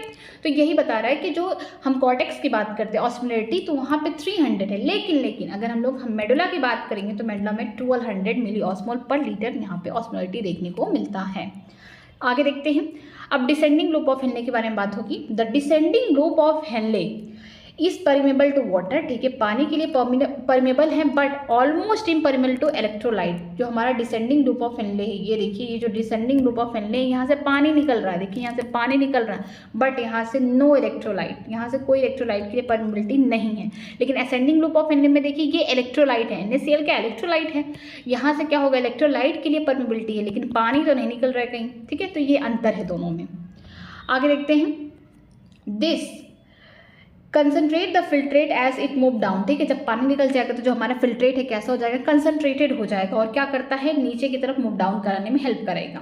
The ascending loop of Henley, अगर हम बात करते हैं, जो असेंडिंग लिम्फ है, ठीक है, इज इम्परमेबल टू वाटर, पानी के लिए इम्परमेबल है but allow to transport of the electrolyte actively और पैसिवली, ठीक है। ये क्या करते हैं, अलाउ करते हैं जो इलेक्ट्रोलाइट है, या तो एक्टिवली परमेबल करेंगे या फिर पैसिवली, मीन्स एनर्जी लगा भी देंगे, एनर्जी नहीं भी लगेगा, ठीक है। Therefore, as the concentrated filtrate passes upward, it get diluted due to the passes of the electrolyte to the medullary fluid, ठीक है। यहाँ पे बोला गया इसी वजह से जो हमारा कंसनट्रेटेड फ्लूइड है, या बोल सकते फिल्ट्रेट है, सॉरी, जो हमारा कंसनट्रेटेड फिल्ट्रेट है, ठीक है, जो डिसेंडिंग लिफ ऑफ हेनले था, जहाँ से पानी निकल रहा है, जो फिल्ट्रेट हमारा कंसनट्रेटेड हो चुका है, अब नीचे की तरफ जा रहा है, नीचे से फिर कहाँ जाएगा, असेंडिंग लूप ऑफ हेनले की तरफ जाएगा। तो क्या होगा, जो हमारा कंसनट्रेटेड फिल्ट्रेट है, अब ये क्या होगा, ऊपर की तरफ जाएगा, जहाँ पे फिर से ये क्या हो जाएगा, डाइल्यूट किया जाएगा। क्यों, क्योंकि यहाँ से जो मेडुलरी फ्लूइड है उनमें से क्या किया जाएगा, वहाँ पे इलेक्ट्रोलाइट को निकाला जाएगा, और वाटर के लिए इम्परमेबिलिटी है तो फिर से क्या हो जाएगा, वो डाइल्यूट हो जाएगा, ठीक है। आगे देखते हैं, डीसीटी में कंडीशनल, यहाँ पे कंडीशनल रीअब्जॉर्प्शन होगा। देखिए, conditional reabsorption of Na+ ion and water take place in this segment, ठीक है। यहाँ पे कंडीशनल रीअब्जॉर्प्शन होगा Na+ आयन का या फिर वाटर का, जब ज़रूरत पड़ेगी, ठीक है, जब बॉडी में बोल सकते हैं बहुत ज़्यादा, हम बोल सकते हैं डायरेसिस हो रहा है, ठीक है। डायरेसिस का मतलब है कि बार बार आप यूरिन डिस्चार्ज करने जा रहे हैं, तो उस कंडीशन में क्या होगा कि पानी को क्या करना है, रोक के रखना है। अब बार नहीं जाना है वॉशरूम, तो उसको रोक के रखना है, ठीक है। Na+ आयन जो निकल रहे हैं उनको क्या करना है, रीअब्जॉर्ब करना। जो कंडीशनल रीअब्जॉर्प्शन होंगी कहाँ होंगी, डीसीटी में होंगी, जिसे बोलते हैं डिस्टल कॉन्वोल्यूटेड ट्यूब्यूल, ओके। आगे देखते हैं, आगे क्या लिखा गया है, DCT is also capable for the reabsorption of the, देखिए यहाँ पे रीअब्जॉर्प्शन हो रहा है, शब्द बहुत इंपॉर्टेंट है कि यहाँ पे बोला गया है कि जो हमारा डीसीटी है ये क्या कर रहा है, रीअब्जॉर्प्शन कर रहा है, क्योंकि एक बार एब्जॉर्प्शन बाइकार्बोनेट का कहाँ हो चुका है, यहाँ देखिए कहाँ हो चुका है, पीसीटी में हो चुका है। लेकिन अब क्या हो रहा है, डीसीटी में रीअब्जॉर्प्शन होगा बाइकार्बोनेट का, ठीक है। यहाँ पे रीअब्जॉर्प्शन होगा and selective secretion of the HA+ means hydrogen ion होंगे, and potassium ion and ammonia to maintain the pH and sodium potassium balance in the body, ठीक है। यहाँ पे क्या होगा, सिलेक्टिव सिक्रीशन किसका होगा, H+ आयन का होगा, साथ में पोटेशियम आयन का होगा। पहले एनसीईआरटी, पुरानी एनसीईआरटी में पीसीटी में भी क्या देता था कि पोटेशियम आयन का यहाँ पे बोल सकते थे सिक्रीशन होता था, अब नहीं दे रहा, अब सिर्फ ये दे रहा हाइड्रोजन आयन हो गया, दूसरा अमोनिया हो गया। लेकिन डीसीटी में देखिए क्या क्या दिया गया है, हाइड्रोजन के आयन हो गए, पोटेशियम के आयन हो गए, इसके अलावा अमोनिया जी, ठीक है। अमोनिया को भी क्या किया जा रहा है, यहाँ पे सिक्रीट किया जा रहा है फिल्ट्रेट में, ताकि बाहर चला जाए बॉडी से, ताकि मेंटेन हो सके पीएच और sodium potassium balance in the body, ठीक है। सोडियम पोटेशियम का बैलेंस भी करना है, आयनिक बैलेंस भी करना, साथ में यहाँ पे पीएच को भी मेंटेन करता कौन, डीसीटी। नेक्स्ट देखते हैं, लास्ट क्या है, कलेक्टिंग डक्ट। जो कलेक्टिंग डक्ट है क्या कर रहा है, हर जगह से फिल्ट्रेट को कलेक्ट कर रहा है, ठीक है। This is the long duct extended from the cortex of the kidney to the inner part of the medulla, ठीक है। ये सबसे लंबा डक्ट है, देखिए यहाँ पे कॉर्टेक्स से शुरू हो रहा है और कहाँ, मेडुला में खत्म हो रहा है, इसलिए बोला गया है कि सबसे बड़ा डक्ट है जो कॉर्टेक्स से शुरू हुआ है किडनी के, और कहाँ खत्म हो रहा है, inner part of the medulla, ठीक है। Large amount of water could be reabsorb from this region to produce the concentrate urine, ठीक है। ये बहुत इंपॉर्टेंट है कि ज़्यादा से ज़्यादा जो पानी है वो कहाँ रीअब्सॉर्ब हो रहा है, वो हो रहा है कलेक्टिंग डक्ट में, ठीक है। और तब जाके जो हमारा यूरिन है वो क्या हो रहा है, और कंसनट्रेटेड हो रहा है। This segment allow pass the small amount of urea into the medullary interstitium to keep up the osmolarity, ठीक है। यही वो सेगमेंट है, ठीक है। ये जो कलेक्टिंग डक्ट है ना, ये नेफ्रॉन का सेगमेंट नहीं है, बट ये एक ऐसा सेगमेंट है जिससे क्या हो रहा है कि स्मॉल अमाउंट ऑफ यूरिया, देखिए यहाँ पे स्मॉल अमाउंट ऑफ यूरिया इससे निकल रहा है, ठीक है। किससे निकल रहा है? कलेक्टिंग डक्ट से निकल रहा है, ताकि जो मेडुलरी रीजन है वहाँ पे ऑस्मोलैरिटी ज़्यादा है, जिसकी वजह से क्या हो सके, जो स्मॉल अमाउंट ऑफ यूरिया अगर पहले से ही हम किसको दे देंगे, अभी जो वॉसा रेक्टा हम बोल सकते हैं, जब कंसंट्रेशन जो फिल्ट्रेट का हम लोग देखेंगे किस तरीके से हो रहा है वॉसा रेक्टा के बीच में और लूप ऑफ हेनले के बीच में, यहाँ पे क्या होगा, कॉन्करेंट मैकेनिज्म जब चलेगा तो हम देखेंगे किस तरीके से यूरिया और NaCl अपना अच्छा रोल अदा करते हैं, ठीक है। तो इसकी वजह से क्या होता है, जो हमारा कलेक्टिंग डक्ट है ये क्या करता है, स्मॉल अमाउंट ऑफ यूरिया को मेडुलरी रीजन में निकाल देता है, ठीक है, जिसकी वजह से जो ऑस्मोलैरिटी बनी रहे। It also play a role in the maintenance of the pH and ionic balance of the body by selective secretion. देखिए ये क्या करते हैं, ये भी मेंटेन करते हैं बॉडी में pH आयनिक बैलेंस, ठीक है। किस तरीके से सिलेक्टिव सिक्रीशन कराते हैं, किसका, H+ आयन का, पोटेशियम आयन का बॉडी में, ठीक है। ये बहुत इंपॉर्टेंट है। तो चलिए एक बार फिर से हम लोग रिवाइज कर लेते हैं, एक बार इस फिगर को देखते हैं। ये क्या है, हमारा रीनल ट्यूब्यूल, जो येलो येलो पार्ट है क्या है, ये रीनल ट्यूब्यूल। ये हो गया वोमन कैप्सूल, ठीक है, this is the woman capsule. ये क्या हो गया, PCT हो गया, जिसे हम बोलते हैं प्रॉक्सिमल कॉन्वोल्यूटेड ट्यूब्यूल। ये क्या हो गया, लूप ऑफ हेनले, नीचे की तरफ जा रहा है, डायरेक्शन नीचे की तरफ है, तो क्या हो गया, descending lymph of loop of Henley हो गया। ऊपर की तरफ जा रहा है, ascending lymph of loop of Henley हो गया। ये कौन सा पार्ट है, ये हो गया DCT का पार्ट है, ठीक है, डिस्टल कॉन्वोल्यूटेड ट्यूब्यूल। और ये क्या है, कलेक्टिंग डक्ट। जो कलेक्टिंग डक्ट है किसी भी नेफ्रॉन के पार्ट नहीं होते हैं, क्यों, क्योंकि यहाँ पे डिफरेंट, यहाँ पे नेफ्रॉन के DCT ओपन हो जाते हैं। अगर हम बात करते हैं कॉर्टेक्स रीजन की, हम किडनी में 2 पार्ट पढ़े थे, एक तो था कॉर्टेक्स, दूसरा था मेडुला। जो कॉर्टेक्स रीजन है उसमें जो रीनल ट्यूब्यूल का पार्ट कौन कौन सा होगा, पहला वोमन कैप्सूल होगा, इसके अलावा PCT होगा, वोमन कैप्सूल हो गया, फिर PCT हो गया, फिर कौन होगा, DCT होगा, ठीक है, फिर DCT होगा। क्या नहीं होगा, मेडुला वाले रीजन में सबसे ज़्यादा कौन होगा, लूप ऑफ हेनले होगा। और हमारे नेफ्रॉन का पार्ट है ही नहीं कलेक्टिंग डक्ट, तो वो कहाँ से शुरू हो रहा है, कॉर्टेक्स से शुरू हो रहा है, खत्म कहाँ हो रहा है, मेडुला वाले रीजन में खत्म हो रहा है, ठीक है। अगर हम बात करते हैं PCT, तो PCT में क्या होता है, मैक्सिमम यहाँ पे क्या होगा, रीअब्जॉर्प्शन होगा, ज़्यादा से ज़्यादा चीज़ों को रीअब्जॉर्ब किया जाएगा। यहाँ पे कौन है, ये हमारा ग्लोमेरुलस है, ठीक है। यहाँ से कोई, ये देखिए जो बड़ी वाली मोटी वाली आर्टरी है, ठीक है, यहाँ पे हम बोल सकते हैं इसे हम बोलेंगे एफरेंट आर्ट्रियोल, ठीक है। इसमें अच्छा खून, ऑक्सीजनेटेड खून है, बट टॉक्सिसिटी भरी हुई है, जहरीला है, ठीक है। तो उसको क्या करना है, फिल्टर आउट करना है। फिल्टर आउट कहाँ होगा, किडनी में होगा, बिल्कुल किडनी में किसके पास होगा, नेफ्रॉन के पास होगा, क्योंकि यही फंक्शन यूनिट है किडनी के, ठीक है, फिल्ट्रेशन के लिए। यहाँ पे क्या होगा, जो ग्लोमेरुलस है ये क्या करेंगे, छोटे छोटे इनके पास कैपिलरीज बन जाएंगे, छोटे छोटे फाइन कैपिलरी बनाएंगे, जिनके पास क्या है, एंडोथीलियम के हम बोल सकते हैं एपिथीलियम है। तो ये क्या होंगे, इनमें से खून क्या होगा, फिल्टर आउट होगा। जो फिल्ट्रेट बनेगा कहाँ जाएगा, वोमन कैप्सूल के पास जाएगा। किसके थ्रू जाएगा, यहाँ पे पोडोसाइट नाम के सेल होंगे, उनमें उनके पास क्या होगा, हम बोल सकते हैं स्लिट पाए जाएंगे, स्लिट पोर पाए जाएंगे, ठीक है, या फिर हम बोल सकते हैं फिल्ट्रेशन स्लिट, उससे निकल जाएंगे। 3 लेयर होते हैं, एक तो ग्लोमेरुलस होता है, ठीक है, फिल्ट्रेशन के लिए, दूसरा क्या होगा, वोमन कैप्सूल, ठीक है, ये क्या है, लेयर्ड है। लेकिन बीच में क्या होगा, जो बेसमेंट मेम्ब्रेन बनेगा ना, वो कैसा है, नॉन सेलुलर है या फिर एसेलुलर बोल सकते हैं, ठीक है, वो सेल का बना हुआ नहीं है बेसमेंट मेम्ब्रेन। तो जो भी खून होगा अपना ये छनेगा, कहाँ छन के जाएगा, वोमन कैप्सूल के पास जाएगा। यहाँ पे हम बोल सकते हैं वोमन कैप्सूल के ल्यूमन में जाएगा, ठीक है, उसकी कैविटी में जाएगा वोमन कैप्सूल के। तो ये जो फिल्ट्रेट है इसके पास क्या क्या है, फिल्ट्रेट जो है वो ब्लड में से अगर हम लोग माइनस कर दें किसको, प्लाज्मा, ठीक है, तो यही है, ठीक है। ब्लड में तो हम जानते हैं कि कौन है, फॉर्म्ड एलिमेंट है, और प्लाज्मा है, तो फॉर्म्ड एलिमेंट तो एकदम नहीं जाएंगे। जो प्लाज्मा है, प्लाज्मा में से जो प्लाज्मा के प्रोटीन है वो नहीं जाएंगे, बाकी जितने भी कंस्टिट्यूएंट है वो फिल्ट्रेट के फॉर्म में कहाँ चले जाएंगे, वोमन कैप्सूल के ल्यूमन में चले जाएंगे। फिर यहाँ पे क्या होगा, PCT में जाएगा, फिर PCT के बाद लूप ऑफ हेनले, फिर हम बोल सकते हैं DCT के पास लास्टली जाएगा। तो PCT में क्या होता है, पहला तो होता है मैक्सिमम रीअब्जॉर्प्शन। जो मैक्सिमम रीअब्जॉर्प्शन होगा वो कहाँ होगा, PCT में होगा। जो सेकंड स्टेप है, ठीक है, जो सेकंड स्टेप है यूरिन फॉर्मेशन का, पहला तो ये हो गया फिल्ट्रेशन, दूसरा हो गया क्या, हम बोलते हैं रीअब्जॉर्प्शन। तो रीअब्जॉर्प्शन कहाँ हो रहा है, रीनल के ट्यूब्यूल में हो रहा है। फिर इसके बाद क्या हो रहा है, ट्यूब्यूल फिर से क्या करेंगे, सिक्रीट करेंगे। जो ब्लड में ज़रूरत नहीं है जिन चीज़ों का, उसको क्या करना है, फिल्ट्रेट में निकालना है, ताकि यूरिन के थ्रू बाहर निकल जाए बॉडी के, क्योंकि हमारी वो अच्छा है ही नहीं, वेस्टफुल प्रोडक्ट है, तो हमें क्या करना पड़ेगा, उसे बाहर निकालना पड़ेगा। तो हम उसे क्या करेंगे, बाहर निकालेंगे। तो यहाँ पे क्या होगा कि जो भी फिल्ट्रेट आया, अब मैक्सिमम क्या होगा, रीअब्जॉर्प्शन होगा। मैक्सिमम रीअब्जॉर्प्शन किसका किसका होगा, जैसे कि न्यूट्रिएंट होंगे, ग्लूकोज, अमीनो एसिड, इनका मैक्सिमम रीअब्जॉर्प्शन किया जाएगा, PCT वाले सेक्शन में होगा, ठीक है। कैसे होगा, एक्टिव प्रोसेसिंग, मीन्स एनर्जी लगेगी, एनर्जी यहाँ पे हमें देनी पड़ेगी, ठीक है। इसके अलावा कुछ आयंस होंगे, जैसे कि सोडियम के आयन भी यहाँ पे रीअब्जॉर्ब हो सकते हैं।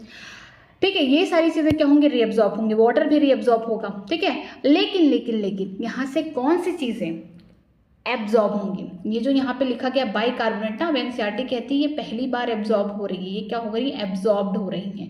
और ये सारी चीज़ें क्या हो रही है, रीएब्जॉर्ब हो रही है। पहले कहीं एब्जॉर्ब हुई होंगी, अब दोबारा से ये क्या हो रही है, रीएब्जॉर्ब हो रही है। दोबारा से एब्जॉर्ब हो रही है तो मतलब रीएब्जॉर्ब हो रही है। और जो पहली बार एब्जॉर्ब कर रहा है पीसीटी वो कौन है, बाइकार्बोनेट। ठीक है, इसके अलावा कुछ चीज़ें क्या होती हैं, सिक्रीट होती हैं, निकलती हैं, जैसे कि यहाँ पे H+ आयन हो गया, अमोनिया जी हो गया। पहले एनसीईआरटी में पोटेशियम आयन भी थे बट अब कट गया है। ठीक है, तो ये याद रखिएगा कि यहाँ पे कौन कौन सी थर्ड स्टेप में जो यहाँ पे साइड में यहाँ पे हमारे कैपिलरीज घूम रही हैं। कौन सी कैपिलरीज घूम रही हैं, पेरीट्यूबुलर कैपिलरीज। तो उनमें भी जो हमारे ब्लड स्ट्रीम है उनमें भी कुछ वेस्टफुल प्रोडक्ट्स तो हैं जिनको क्या करना है, बॉडी से बाहर करना है। तो वो जो सिक्रीशन वाला थर्ड स्टेप है ये कौन कर रहा है, सिक्रीशन कौन कराएगा, ये हमारा जो पीसीटी वाला सेक्टर है ये कराएगा। ठीक है, जैसे कि H+ आयन हो गया, अमोनिया जी, इनको क्या कर रहा है, सिक्रीट कर रहे हैं, थर्ड स्टेप है।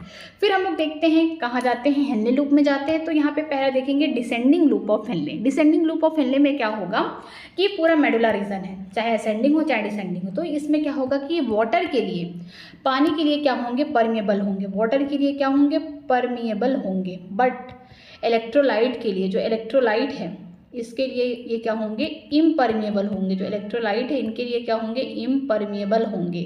ठीक है, पानी के लिए परमिएबल है, पानी को क्या करेंगे, परमिएबल कर देंगे, बाहर निकाल देंगे। ठीक है, तो जो हमारा फिल्ट्रेट होगा, अगर हम फिल्ट्रेट से पानी निकाल दें, अगर फिल्ट्रेट से पानी निकाल देंगे तो क्या हो जाएगा, वो पूरा हम बोल सकते हैं कंसनट्रेटेड हो जाएगा। पानी की कमी हो गई तो कंसनट्रेटेड। मान लीजिए अगर आप शरबत बना रहे हैं उसमें खूब पानी डालें तो डाइल्यूट होता जा रहा है। अगर उसमें से पानी निकाल दे रहे हैं तो जो नीचे बचा हुआ मटेरियल होगा वो क्या होगा, कंसनट्रेट हो जाएगा। तो बस ऐसे ही है कि जो हमारा फिल्ट्रेट है उसमें से खूब पानी निकल रहा है। कहाँ निकल रहा है, descending lymph of loop of Henley में निकल रहा है, जिसकी वजह से हमारा जो फिल्ट्रेट है वो अब कैसा हो रहा है, कंसनट्रेटेड हो रहा है। ठीक है, तो हमारा जो यहाँ पे फिल्ट्रेट है, मैं यहाँ पे लिखती हूँ, जो हमारा ये फिल्ट्रेट है, यहाँ पे जो हमारा फिल्ट्रेट है ये क्या हो जाएगा, कंसनट्रेटेड हो जाएगा, जिसकी वजह से हम बोल सकते हैं कैसा सोल्यूशन हो गया, हाइपरटोनिक सोल्यूशन हो गया।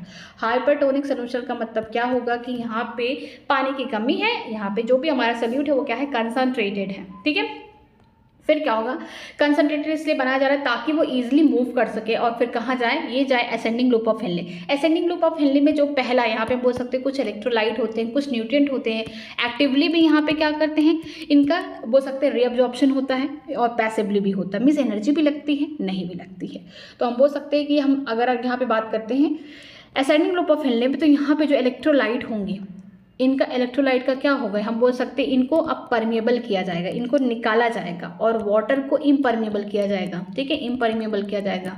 तो वाटर को जब इम्परमिएबल करेंगे, रोक के रखेंगे, नहीं जाने देंगे, और उसमें से इलेक्ट्रोलाइट निकाल रहे हैं तो फिर से क्या हो जाएगा, डाइल्यूट हो जाएगा। सोच के देखिए ना, अगर आपने एक ग्लास शरबत बनाया है, पानी सब कुछ सही है, क्वांटिटी सही है, आपने क्या किया, सारा पानी निकाल दिया। अब जो मटेरियल बचा हो वो क्या है, कंसनट्रेटेड होगा, जो भी बचा है कंसनट्रेटेड। अब वो थोड़ा बहुत बचा होगा, थोड़ा बहुत वाटर भी होगा, ऐसा नहीं कि पूरा पानी निकाल दिया, ऐसा पूरा पानी निकालेंगे तो बचा ही कहाँ कुछ।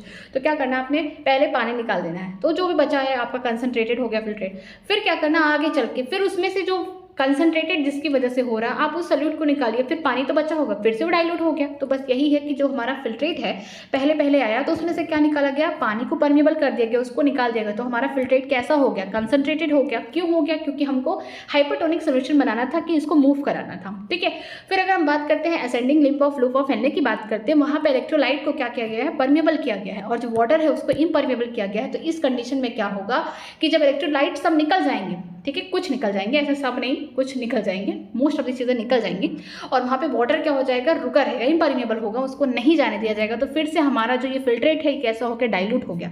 तो इस टाइप के सोल्यूशन को हम लोग क्या बोलेंगे, हाइपोटोनिक बोलेंगे, हाइपोटोनिक सोल्यूशन। ठीक है, जो हमारा फिल्ट्रेट है कैसा है, हाइपोटोनिक सोल्यूशन है, पानी ज़्यादा है फिल्ट्रेट में और सोल्यूट का कंसंट्रेशन कम है। समझ गए, ये हाइपोटोनिक सोल्यूशन है।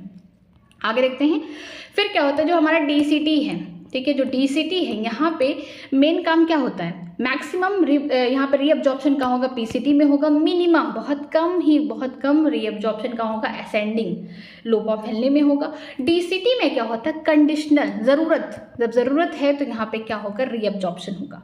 ठीक है, कंडीशनल रीअब्जॉर्प्शन किसका होगा, जैसे कि Na+ आयन का होगा। इसके अलावा किसका होगा, हम बोल सकते हैं यहाँ पे वाटर का होगा। ठीक है, ये क्या है, कंडीशनल है, जब ज़रूरत है, जब बहुत ज़्यादा हम बोल सकते हैं यूरिन हो रहा है, मीन्स कि हमेशा यूरिन डिस्चार्ज हो रहा है, डायलिसिस मच चुका है, बॉडी में में पानी की कमी आ जाएगी, तो उस पानी को कमी को रोकने के लिए क्या होगा, मैक्सिममली वाटर का यहाँ पे बोल सकते हैं रीअब्जॉर्प्शन किया जाएगा, साथ में Na+ आयन का रीअब्जॉर्प्शन किया जाएगा। ठीक है, कहाँ, DCT में। तो यहाँ पे NaCl का मतलब Na+ आयन हो गया। ठीक है, वाटर का मैक्सिमम रीअब्जॉर्प्शन होगा और बाइकार्बोनेट का यहाँ पे रीअब्जॉर्प्शन होगा। एब्जॉर्प्शन कहाँ हुआ था पहली बार, PCT में, और रीअब्जॉर्प्शन कहाँ होगा, DCT में होगा।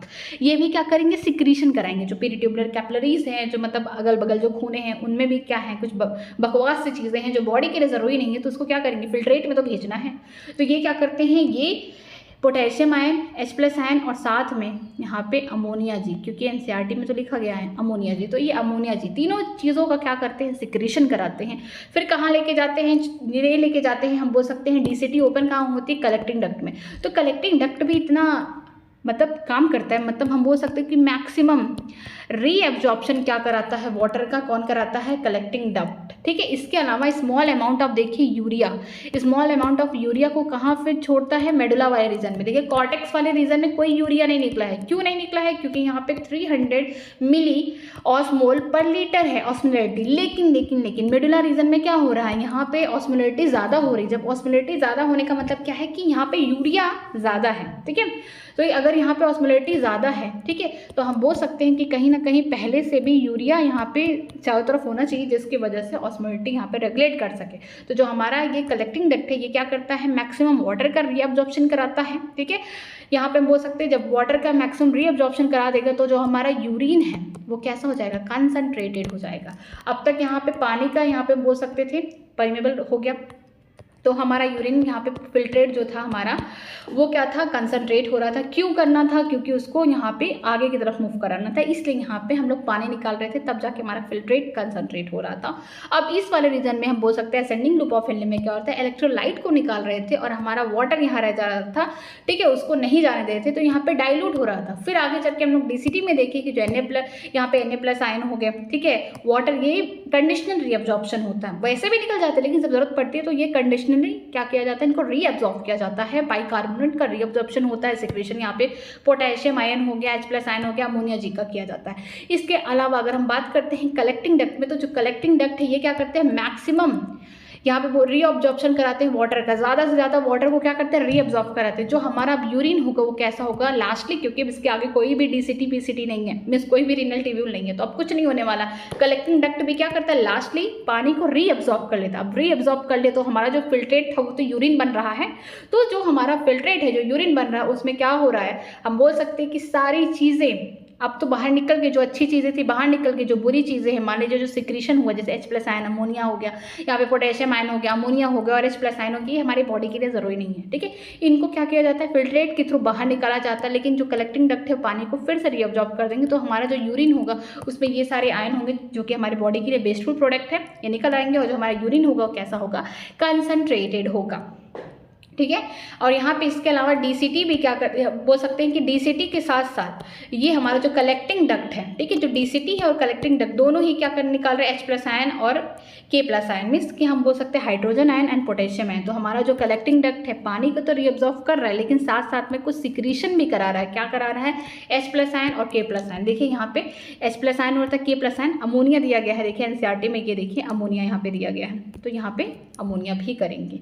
ठीक है, तो यहाँ पे जो K+ आयन था, H+ आयन था, यहाँ पे सिक्रीशन होता है, वैसे ही हमारा कलेक्टिंग डक्ट भी सिक्रीशन कराएगा, बट यहाँ पे DCT में अमोनिया ऐड हो जाएगा। ठीक है, बाकी हम लोग कल पढ़ेंगे mechanism of the concentration of the filtrate, किस तरीके से फिल्ट्रेट का पूरा मैकेनिज्म होता है उसको हम लोग कल कवर करेंगे, और साथ में ये वाला राश मैकेनिज्म, ठीक है, वेरी इंपॉर्टेंट है, ये होता क्यों है इसको हम लोग कवर करेंगे। ठीक है, चलिए एक बार मैं रिवाइज करा दूँ जो मैं आज पढ़ाई हूँ, उसके बाद हम लोग खत्म करते हैं आज क्लास। ठीक है, यूरिन फॉर्मेशन, ठीक है, यूरिन का फॉर्मेशन कराना बहुत ज़रूरी है, क्योंकि बॉडी में बहुत सारे वेस्टफुल प्रोडक्ट हैं जो कि हमारे बॉडी के लिए इंपॉर्टेंट नहीं है, उन्हें बाहर निकालना ही पड़ेगा। ठीक है, तो यूरिन फॉर्मेशन में क्या होता है कि 3 मेजर यहाँ पे प्रोसेसेस होते हैं।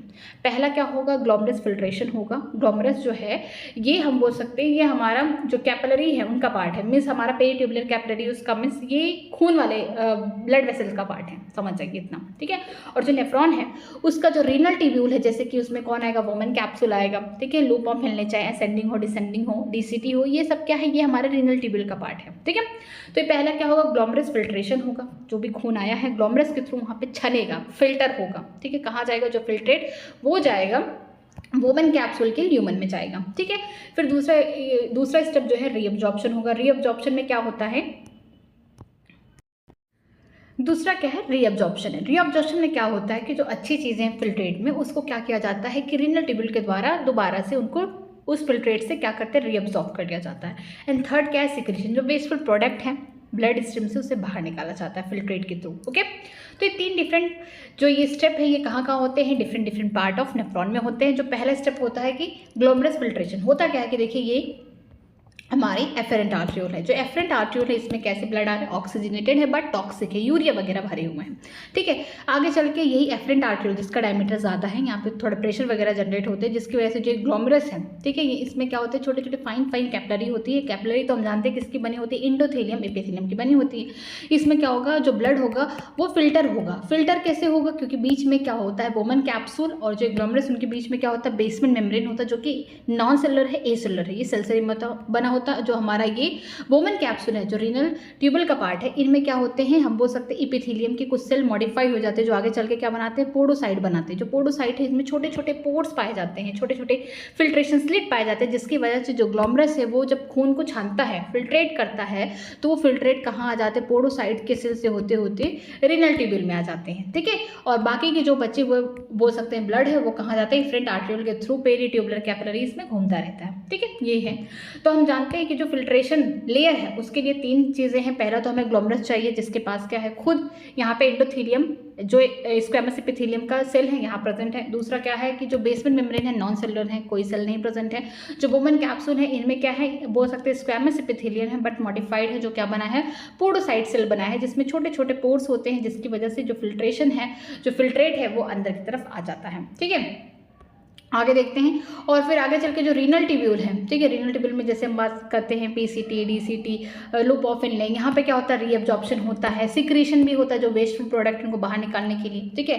तो एक जगह ऐसी भी है, जो डीसीटी है ना, वो क्या करती है, एफरेंट आर्ट्रियोल, डीसीटी और एफरेंट आर्ट्रियोल एक टच में आ जाती है, जिसकी वजह से जो डीसीटी की लेयर है, जिसका नाम है मैकुला डेंसा, जो मैकुला डेंसा है, उनकी जो लेयर है, उनके ऊपर जो सेल होते हैं, क्यूबाइडल सेल, वो मॉडिफाइड हो जाते हैं, बड़े सेंसिटिव हो जाते हैं, ठीक है, मॉडिफाइड हो जाते हैं, जिसकी वजह से वो क्या बनाते हैं, जेजी सेल बनाते हैं। कौन किसके सेल होते हैं, ये डीसीटी वाले, ठीक है। याद रखिएगा कि डीसीटी का जो सेगमेंट है नेफ्रॉन का, वो टच में आ जाता है एफरेंट आर्ट्रियोल के, जिसकी वजह से जो डीसीटी का जो लेयर है मैकुला डेंसा, उनके ऊपर जो सेल होते हैं, क्यूबाइडल एपिथेलियम के जो सेल होते हैं, आगे चल के मॉडिफाइड हो जाते हैं, जो क्या बनाते हैं, जेजी सेल बनाते हैं और सिक्रेट करते हैं हार्मोन, जिसका नाम है रेनिन, ठीक है। जो क्या करता है, जो फिल्ट्रेशन रेट है, अगर कभी यहाँ पे ऐसा हुआ कि जो जीएफआर अगर फॉल डाउन हो गया, मीन्स की जो फिल्ट्रेशन रेट है कम हो गया, जिसकी वजह से ये जो जेजी सेल क्या करेंगे, रेनिन को सिक्रेट करेंगे, ये क्या करता है, फिर से जीएफआर रेट को बढ़ा देता है, ठीक है। आगे देखते हैं, जो यहाँ पे पहला स्टेप है यूरिन फॉर्मेशन के लिए, यहाँ पे फिल्ट्रेशन होगा ब्लड का, जो किसकी वजह से होगा, ग्लोमरस की वजह से होगा। इसको हम क्या बोलते हैं, ग्लोमेरुलर फिल्ट्रेशन। ऑन एवरेज देखा जाए कि जो दोनों किडनियाँ हैं, 1 मिनट में लगभग 1100 से 1200 ml को क्या करती है, फिल्टर करती है, जो कि एक रफली बताता है कि जो हमारा कार्डिक आउटपुट है, उसका 1/5 जो ब्लड पंप आउट किया जा रहा है हमारे हार्ट के एक वर्टिक बोल सकते हैं वेंट्रिकल से, उतने ब्लड के बराबर है। मीन्स कि हमारा हार्ट है, उसके पास क्या है, 2 वेंट्रिकल है, तो हम एक वेंट्रिकल की बात करते हैं कि एक वेंट्रिकल से जितने ब्लड निकल रहे हैं, उसका 1/5 ब्लड हमारी किडनी क्या कर रही है, दोनों किडनियां उसको क्या कर रही है, फिल्टर कर रही हैं, ओके। ग्लोमरस कैपिलरी जो होती है, ब्लड प्रेशर को क्या करते हैं, रेगुलेट करती है, जिसकी वजह से ब्लड जो होता है एफरेंट आर्टरियोल से ग्लोमरस कैपिलरीज में जाते हैं, उनका फिल्ट्रेशन होता है। और फिर उसके लिए जो 3 लेयर है, जो पहला क्या है, एंडोथेलियम जो है ग्लोमरुलर ब्लड वेसल का है, ठीक है। इसके अलावा हम लोग देखेंगे कि जो एपिथेलियम है, ठीक है, वोमन कैप्सूल में वहाँ मॉडिफाई हो जाते हैं, वो पोडोसाइट सेल बनाते हैं, ठीक। इसके अलावा जो बेसमेंट मेम्ब्रेन है, दोनों के बीच में एक मेम्ब्रेन होगा, पतली सी लेयर होगी, जो कि नॉन सेलुलर है। जो एपिथेलियम सेल होंगे किसके, वोमन कैप्सूल के, उन्हें पोडोसाइट बोलते हैं, जो कि अंदर की तरफ इंट्रिंसिक मैनर में अंदर की तरफ क्या होते हैं, अरेंज होते हैं, जिनमें छोटे छोटे पोर्स पाए जाते हैं। इसी पोर्स के थ्रू क्या होता है, जो ब्लड फिल्ट्रेट होता है, इसी के पोर्स के थ्रू रीनल ट्यूब्यूल में आ जाता है। मीन्स हम बोल सकते हैं कि जो वोमन के कैप्सूल है वहाँ पहुँच जाता है, ठीक है। आगे देखते हैं, जो ब्लड फिल्टर होता है इन मेम्ब्रेन्स के थ्रू, मीन्स फिल्ट्रेशन स्लिट या फिर स्लिट पोर के थ्रू, वो क्या होते हैं, सेम एज ब्लड होते हैं, means plasma same as plasma बोल सकते हैं।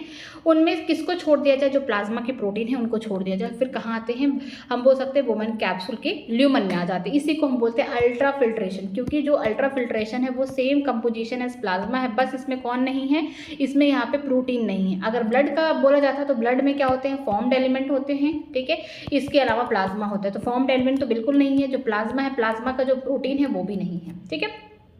आगे देखते हैं, आगे बोला गया है कि जीएफआर क्या होता है, जो फिल्ट्रेट दोनों किडनियां हमारी 1 मिनट में कर रही हैं, जो ब्लड का फिल्ट्रेशन कर रही हैं हमारी दोनों किडनियां 1 मिनट में ग्लोमेरुलस के थ्रू, उसी को हम जीएफआर कहते हैं। एक हेल्दी पर्सन का जो जीएफआर होता है 1 मिनट में 125 ml यहाँ पे ब्लड फिल्टर होते हैं, या फिर हम बोल सकते हैं 1 डे में 180 लीटर। ओके, जो किडनी है थोड़ा सा कुछ अच्छा मैकेनिज्म यहाँ पे फॉलो करती हैं, जिसमें हम बोल सकते हैं JGA, यहाँ पे मतलब कि जैक्स्ट्रा ग्लोमेरुलस एपरेटस बनता है। जो JGA क्या है, एक स्पेशल सेंसिटिव रीजन है, किसके बीच में है, एफरेंट आर्टरियल के बीच में है, ठीक है, और दूसरा DCT के बीच में है। उनके टच की वजह से वहाँ पे जो एरिया है डिजिटल कॉन्वोल्यूटेड ट्यूब्यूल में, वहाँ पे क्या होता है कि जो उनके सेल होते हैं, यहाँ पे बोल सकते हैं कि जो सेल हैं, ठीक है, क्यूबाइडल एपिथेलियम के जो सेल है वो क्या होते हैं, मॉडिफाइड हो जाते हैं, जिसकी वजह से वो क्या सिक्रीट करते हैं, रेनिन। ये जो रेनिन होता है ये हार्मोन होता है। जब GFR, जब ग्लोमेरुलस ब्लड फ्लो क्या होता है, कम होता है, उसे क्या करते हैं, इसको फिर से स्टिमुलेट करके उसको GFR रेट को फिर से नॉर्मल कर देते हैं। इसके अलावा हम लोग देखते हैं कि एक दिन में लगभग जो वॉल्यूम ऑफ फिल्ट्रेट है वो कितना बनता है, 180 लीटर बनता है, लेकिन जो हमारे यूरिन है वो कितना बनता है, 1.5 लीटर, मीन्स लगभग 1.5 लीटर बनते हैं। ये दिखाता है कि इतना फिल्ट्रेट बन रहा है, लेकिन 99% जो फिल्ट्रेट है दोबारा से रीअब्जॉर्ब हो जाते हैं, किसके थ्रू, रीनल ट्यूब्यूल के थ्रू, जिसे हम क्या बोलते हैं, रीनल में रीअब्जॉर्प्शन हो रहा है, ठीक है। रीनल के डिफरेंट यहाँ पे सेगमेंट में क्या हो रहा है, रीअब्जॉर्प्शन हो रहा है मैक्सिममली।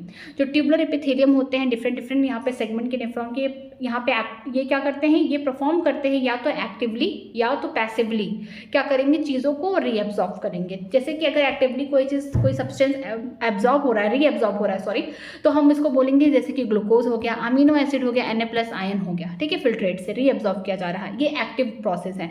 अगर हम बात करते हैं नाइट्रोजन बेस, जैसे कि यूरिया हो गया, ये पैसिवली रीअब्जॉर्ब हो रहा है, और वाटर जहाँ जहाँ रीअब्जॉर्ब होगा वो भी क्या होगा, पैसिवली होगा।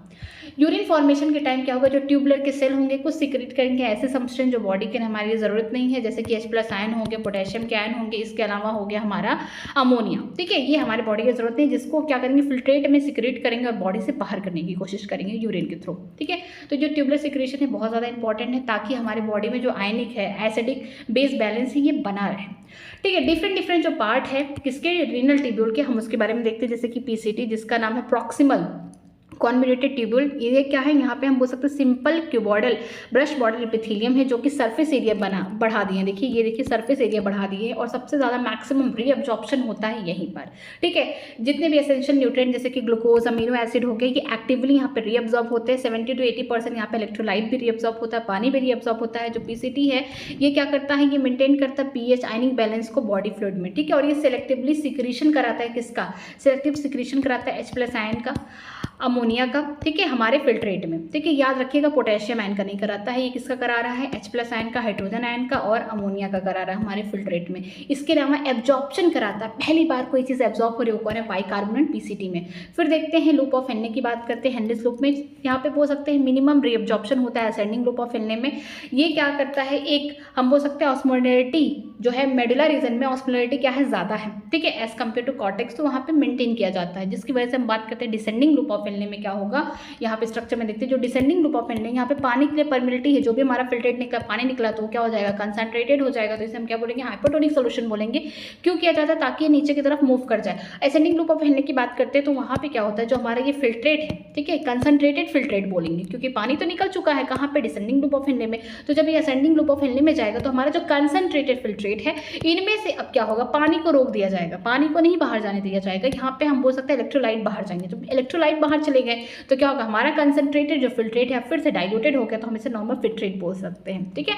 तो ये कहाँ हो रहा है, ये हो रहा है असेंडिंग लूप ऑफ हेनरी में हो रहा है, ठीक है। ये भी क्या करते हैं, ये दोनों चीज़ें क्या करते हैं कि ये पैसिवली या फिर एक्टिवली इलेक्ट्रोलाइट को क्या करते हैं, या तो बाहर करते हैं, ठीक है, रीअब्जॉर्ब करते हैं, या फिर हम बोल सकते हैं कि ये भी थोड़ा बहुत क्या कराते हैं, सिक्रीशन कराते हैं। फिर बात करते हैं DCT की। DCT का मतलब होता है डिजिटल कॉन्वोल्यूटेड ट्यूब्यूल है।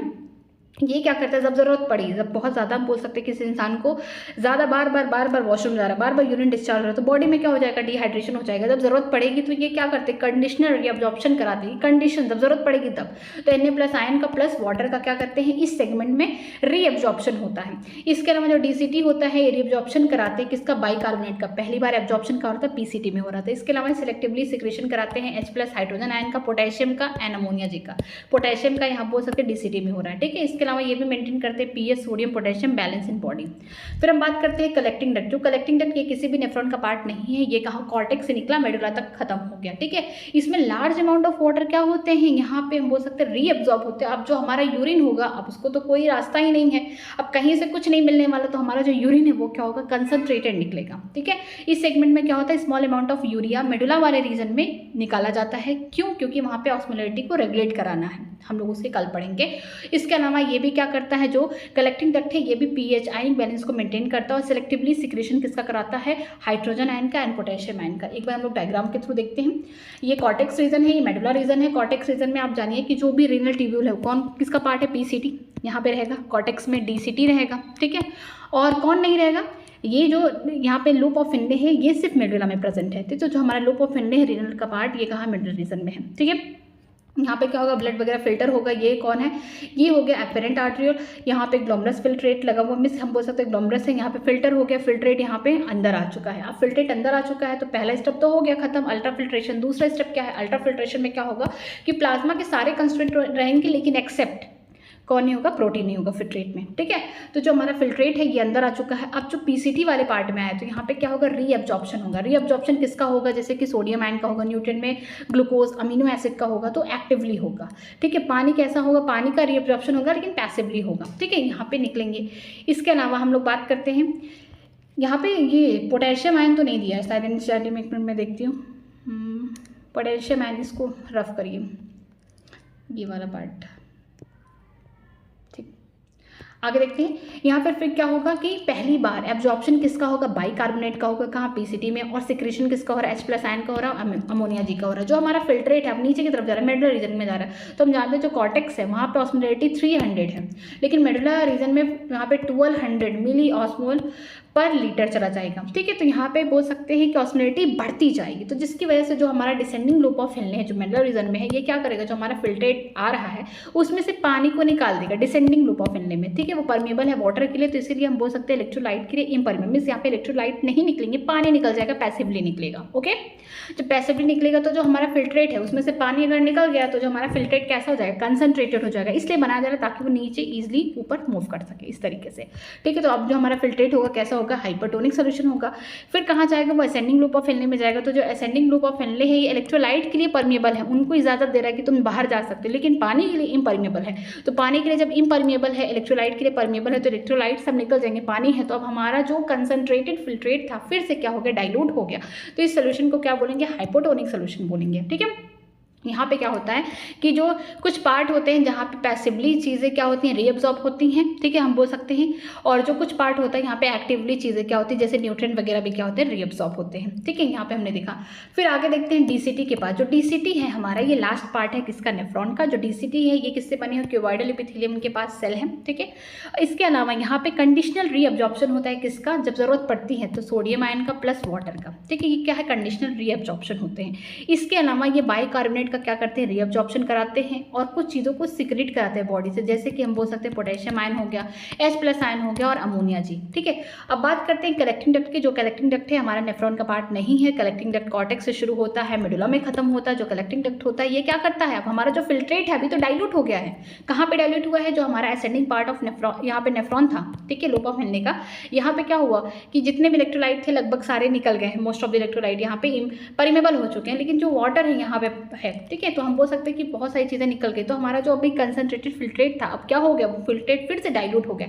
तो डाइल्यूटेड फिल्ट्रेट हमारा फिर आगे जाएगा DCT से होता हुआ कहाँ, कलेक्टिंग डक्ट पे। तो कलेक्टिंग डक्ट क्या करता है, मैक्सिमम फिर से रीअब्जॉर्प्शन कराता है पानी का, पानी को और रीअब्जॉर्ब करता है। फिर से हमारा जो डाइल्यूटेड की फिल्ट्रेट था फिर से कैसा होगा, कंसंट्रेटेड हो गया। अब ये कुछ नहीं बचा, अब कलेक्टिंग डक्ट पे आने के बाद समझो यूरिन बन चुका है, ठीक है। मैक्सिमम क्या होता है, वाटर का यहाँ पे रीअब्जॉर्प्शन होता है कलेक्टिंग डक्ट में। इसके अलावा हम बोल सकते हैं सिक्रीशन होता है किसका, पोटेशियम, और H+ आयन का किस में, कलेक्टिंग डक्ट में। और फिर यहाँ पे हम बोल सकते हैं जो मेडुला वाला रीजन है, ठीक है, जो मेडुलरी रीजन है वहाँ पे यूरिया को निकाला जाता है, कहाँ, इंटरस्टिशियल स्पेस में निकाला जाता है, ताकि आयनिक बैलेंस को मेंटेन किया जाए, जो भी pH है उसको मेंटेन किया जाए। और यहाँ पे यूरिया निकालने का मतलब ये है कि जो मेडुला रीजन में ऑस्मोलिटी ज़्यादा है, आगे चल के अभी कॉन्करेंट मैकेनिज्म चलेगा तो उसको मेंटेन किया जाए, ठीक है। आज की क्लास यहीं तक। अगर आपको कहीं पे भी डाउट है तो मुझसे आप कमेंट सेक्शन में पूछ सकते हैं, मैं उसका रिप्लाई करूंगी। कल हम लोग स्टार्ट करेंगे अपना टॉपिक जिसका नाम है mechanism of the concentration of the filtrate. Okay, आज की क्लास यहीं तक। Thank you very much.